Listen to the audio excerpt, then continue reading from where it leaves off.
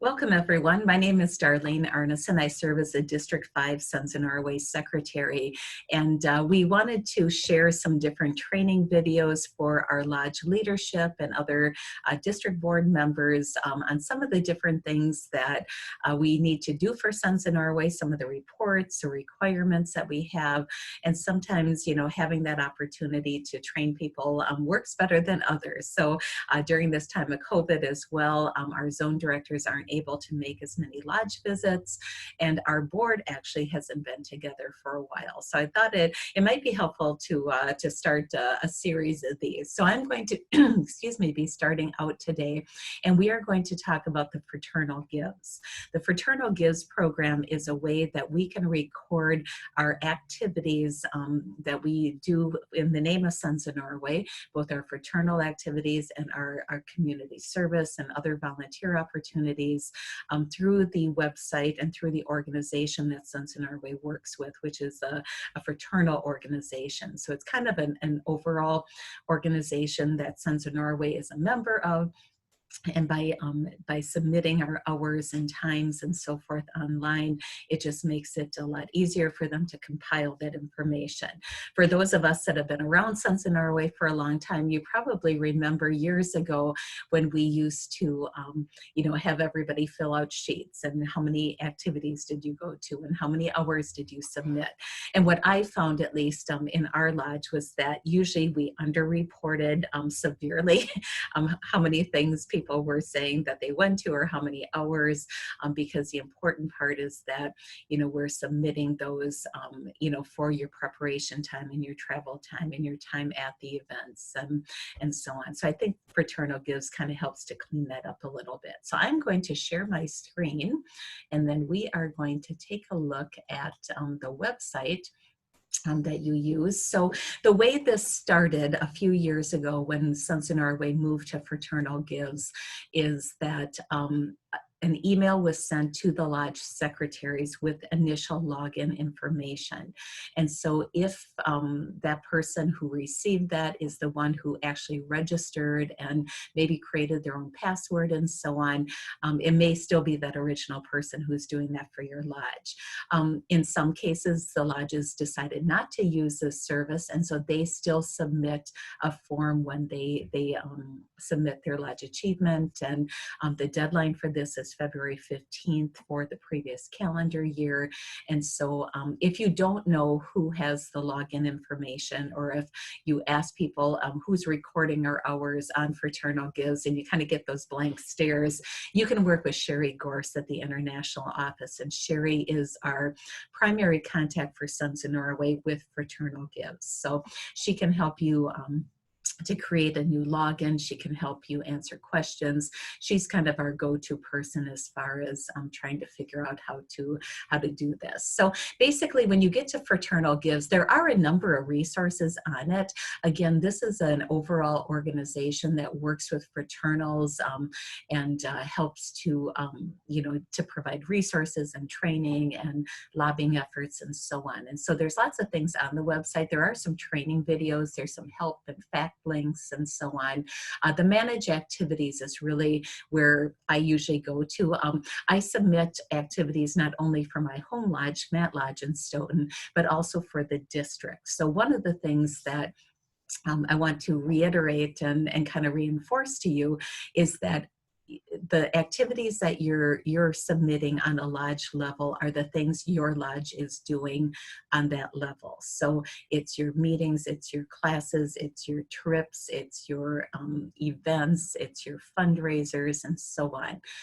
If you have members who are also volunteering at the food pantry at the hospital, but they're doing it on their own, we don't count those hours. But if it is your lodge that's volunteering at the local blood drive, at the food pantry in the name of your Sons in Our Way Lodge, and you're doing it as a lodge activity, you certainly can submit those.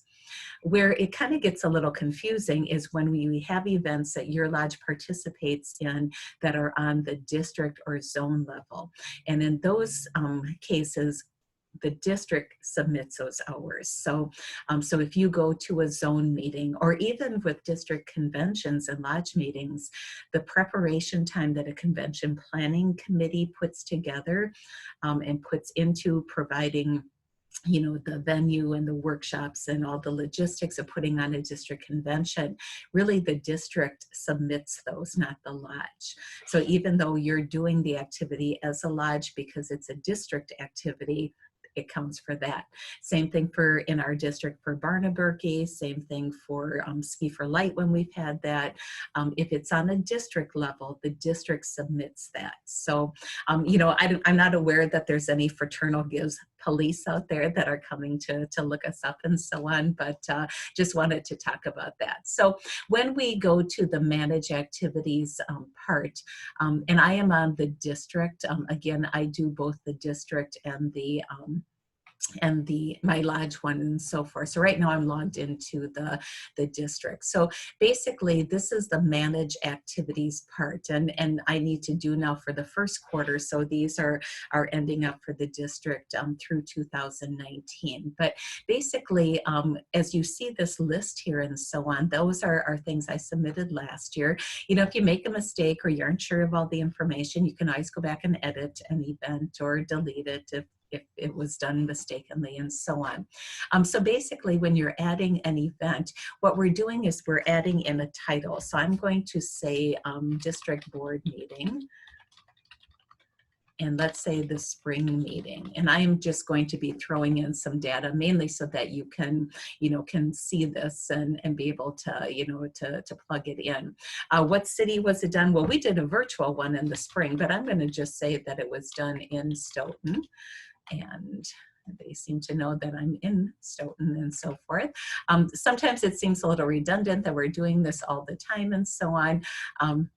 That event was back the first weekend of March, or excuse me, of April.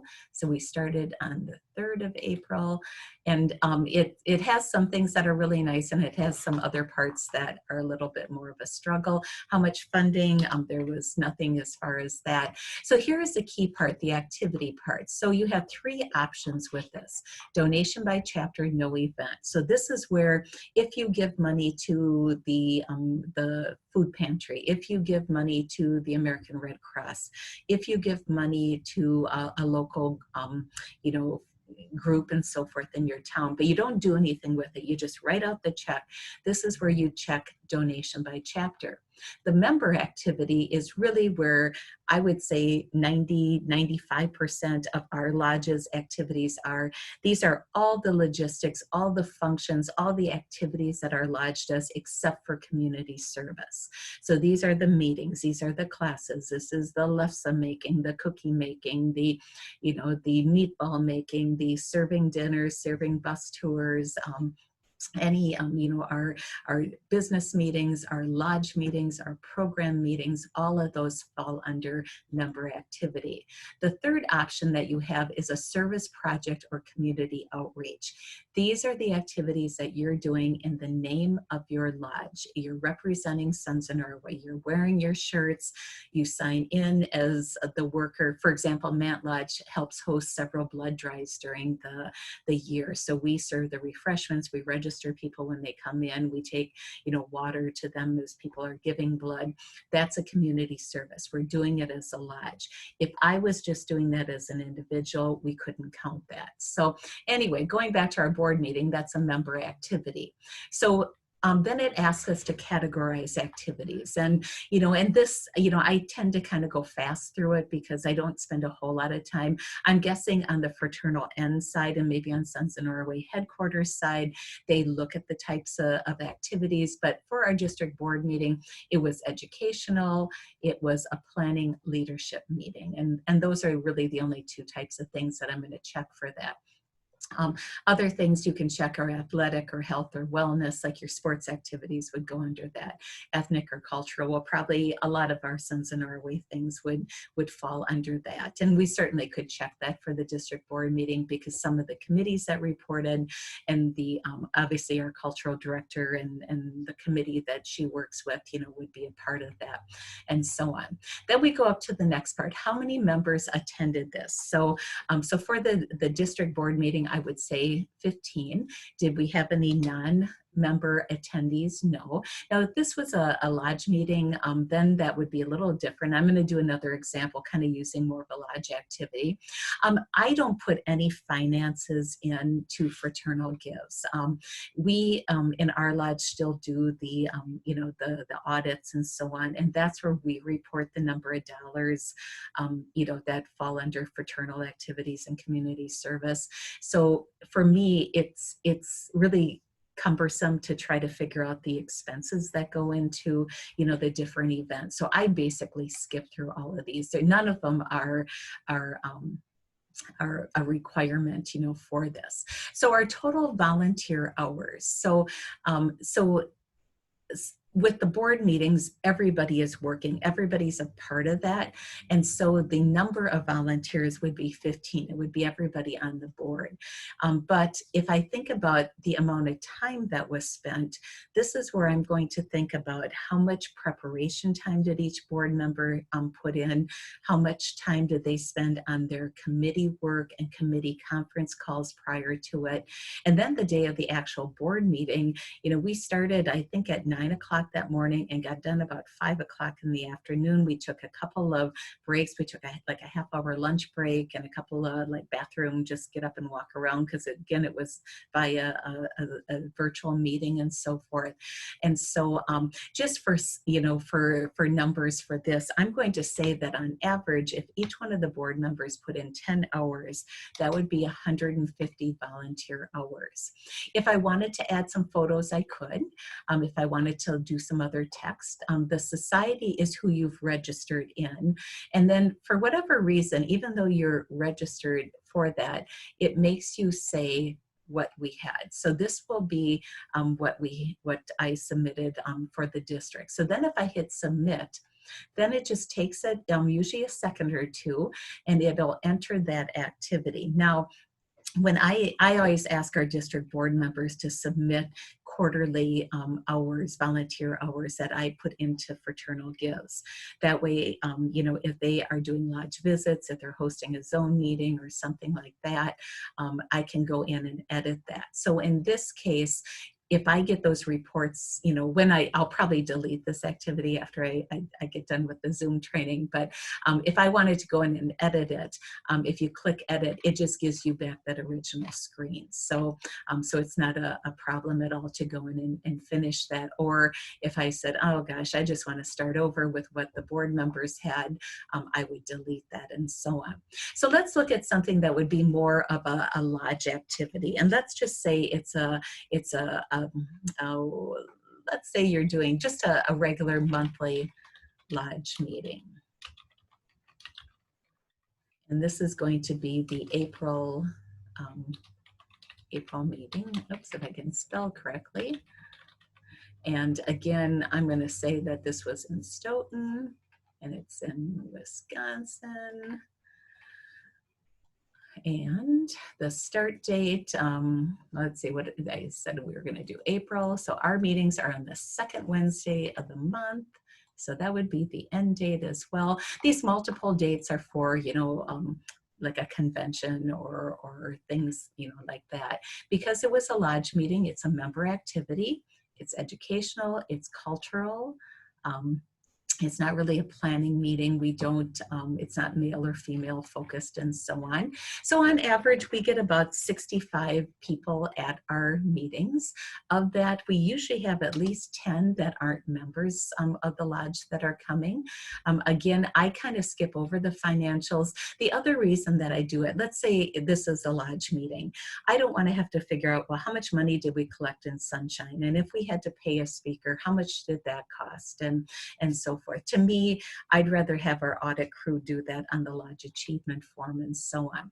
So then when we get down to the number of volunteers, and I wish these were really in a different order, that the volunteer was first. So on average at our Lodge meetings, I'm presiding over the meeting, our secretary is taking minutes, we have a couple of greeters, they're at the door. We usually have 3 to 4 in a refreshment committee, so that brings us up to 8. You know, and basically, unless there's other people reporting and so on, those are my volunteers at a meeting. So I'm not counting all of the other 55 members that are there, only the people working at that event who are actually doing the work of the organization. And so on average, most of the ones doing work that night, the greeters, the secretary and so forth, are doing work at that meeting. The secretary obviously has some follow-up of getting the minutes done from the meeting. The refreshment people, you know, have to get the refreshments, make them, bake them, whatever they're doing, the setup, the cleanup, and so on.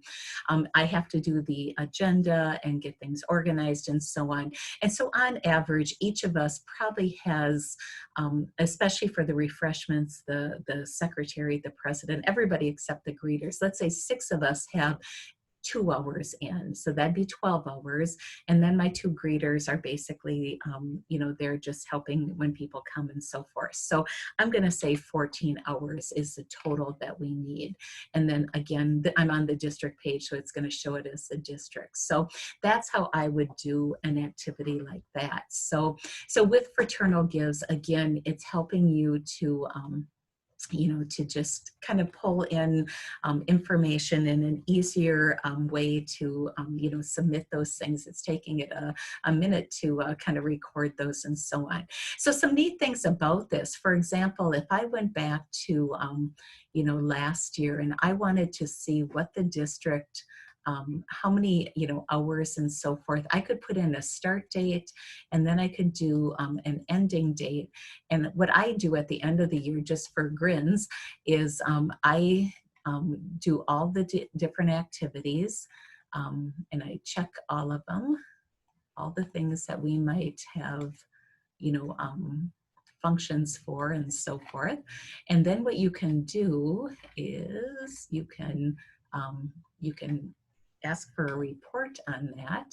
And what you're doing is you're downloading the CSV. And I don't remember what that exactly stands for, but anyway, but it's a way that you can download an Excel spreadsheet. So I know there's some term that it stands for, but I don't remember exactly what that is. And I'm just looking at another screen. So as you can see here, you'll click the Enable Editing. And then you'll be able to, you know, and if you are comfortable with Excel, you can, you know, kind of get rid of some of the columns or sort it and so forth. You know, but basically what it's doing is it's showing, you know, here your number of volunteers. So you can add up how many volunteer hours did we have, how many people attended events. So it gives you some tools that you can use to, you know, to participate, you know, in the, you know, in reporting. You can use it on your audit. But basically when you're using FraternalGives, what it allows you to do is to, you know, to do this all online so that you don't have to, you know, submit that along with your other reports and so forth. So, so I am going to show you another area. So that's how FraternalGives works. So this is the online part. Again, someone in your lodge was given a password. If you don't know who it is, contact Sherry Gorse at the international office and she can help you. I try to do mine quarterly so that I don't get way behind and all of a sudden I got to get it done by the end of the year. It's for a calendar year is what we're reporting. And so I will go through. Now, one of the things that I do with, especially with our local lodge, is on a monthly basis, I will say, you know, I'll kind of group our officers together for one activity. So instead of reporting what the treasurer does and what the secretary does and what I do as president, I may group those as officer duties for the month, you know, and on average, how many hours does it take each of us to do our duties? Now, if it's an extraordinary month like Sit-in-a-My, In the month of May, I may break those down a little bit, or I may go by officer position for the whole year. If our treasurer says on average she spends 10 hours a month on Sons of Norway activities, doing the reports, paying bills, what our financial treasurer does and so forth, I might do that for the whole year. I might do it for 6 months. So you can group some of the things together, and where you're reflecting if it's everybody together is in that number of volunteers. So that's a way that you can do that. So then in order to go out, if you go up to the home, you can log in, and then that's where you log out of there. So now I'm going to pull over, and this is in the members only section of the Sons of Norway website. So if you go to members only, and then you go to Lodge Leadership, and then Administrative Resources, and then the forms, if you go down to the Lodge Achievement forms, you will find the AFA year-end report. And this is where, if you don't want to do FraternalGives online, you fill out the forms. So if you put them online, you don't have to send this in at all. But if you decide you don't want to submit through FraternalGives, this is the reporting. So this is for 2019, for last year. They haven't updated the forms yet, but basically it's giving you again kind of an outline as to how to record those hours. And then it has community service activities on behalf of Sons of Norway that assist needy or improve the community, nursing homes, blood, food, clothing drives, scholarships, tutoring children, and so on. How many events, how many total hours? Fraternal support, this is everything else your lodge does. The meetings, the activities, the classes, the food prep, the lefse making, cookie baking, the workshops, any thing that your lodge is doing on a lodge level. How many events, how many hours? Now at a glance, this looks like, oh, this is a lot easier to do than doing that all online, but you still need all the information that you submitted online to accurately fill this out. So either way is certainly fine, but you still need to know what your lodge is doing and so forth. So anyway, so those are the two ways that you can enter volunteer hours into the system. Again, there aren't FraternalGives police that we're aware of who are checking up on us and so forth to make sure we're doing things correctly, but there is assistance there. So usually my go-to person if somebody asks a question is to go to Sherry Gorse at the international office. If she isn't sure, she works with her counterparts at FraternalGives. We have put resources on, we've put some workshops on this as well. If I go to different zone meetings or officer leadership trainings and so on, I usually present on this because it is sometimes a little intimidating. And as we get new people in the lodge, it's important to know who is filling this out. So initially it was sent to the lodge secretaries, but that doesn't mean it's only the secretary who can do it. If your lodge has decided the vice president does it, or another officer position, or just another volunteer, whoever is fine, but there is only one person who should be submitting the hours and making sure that's done. How you collect those hours from members is certainly up to you. We again have seen the forms, we've seen lodges that put out calendars, and then people can kind of say, oh, I went to this and how many hours and so on. This also includes all your preparation, all your time getting to an event or going home from it. And so keep that in mind. With our lodge, we serve a lot of bus tours and meals, and I spend a lot of time getting groceries at stores or picking up meat or ordering through, vendors and so on. And all of those things count, and so keep in mind, they're trying to figure out how many hours we totally do. Why do we do all of this? Sons of Norway is a fraternal organization. We are a nonprofit organization. And so in order to keep that tax exemption status on an international level and so forth, we need to verify why we feel we are exempt, and that's because we're doing good things. We have lots of volunteers, we have lots of people doing great things in our communities. So it's important that we try to document that, and our fraternal congress, the fraternal organizations we're a part of, Sons of Norway, can use this data to help defend the reason for why we want to stay with that exemptions. So that's an important part. So thank you for tuning in. Hopefully, if you have any questions, you know usually how to get a hold of me, and I hope this is helpful for you. Have a great day.